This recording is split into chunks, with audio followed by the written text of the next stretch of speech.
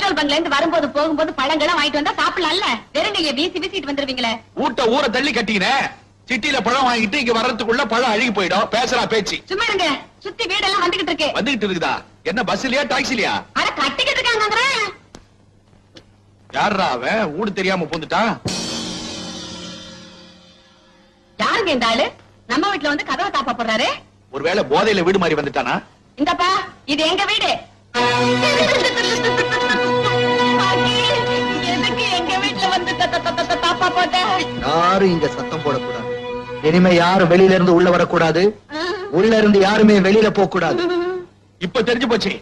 இவன் முகமூடி போடாத கொள்ளக்காரன். ஏங்க காரன்னு மரியாதைக்குறவா சொல்றீங்க?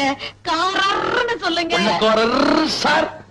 நீங்க நினைக்கிறது மாதிரி நான் கொள்ளக்காரன் இல்ல, கொலைகாரன். இதுவரைக்கும் நான் 3 பெண்களை கொலை பண்ணிருக்கேன்.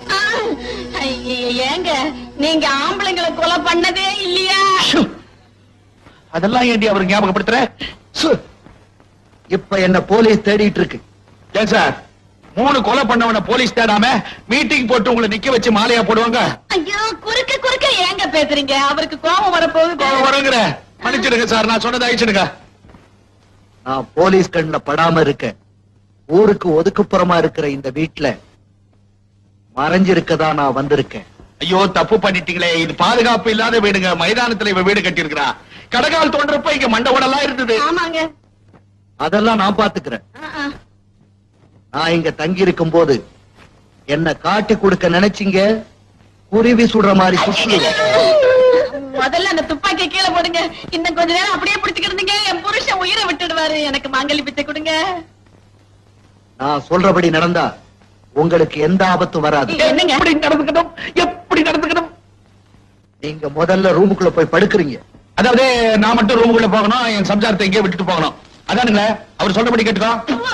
நீ ஒரு ஆம்பளையாட்டம். நம்ம 2 பேரும் இந்த உள்ள போய் சொல்றாரு. அப்படித்தானுங்களே? ஆமா.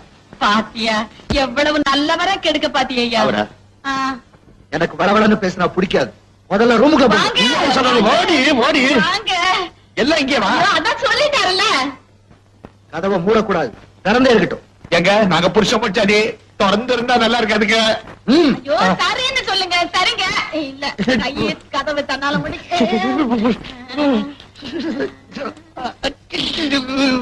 ஏங்க எனக்கு ஒரு சந்தேகம். என்னன்னு? இப்படி துப்பாக்கி கை மாதிரி அலையிறானே, திடீர்னு மனசு மாறி போய் எங்கிட்ட ஏதாவது தப்பு தண்டாதான் நடந்துக்குவானா? அவன் நினைக்கிறானோ இல்லையோ, நீ ரொம்ப எதிர்பார்க்கிற. நான் அதே சொன்னேன். பாருங்க.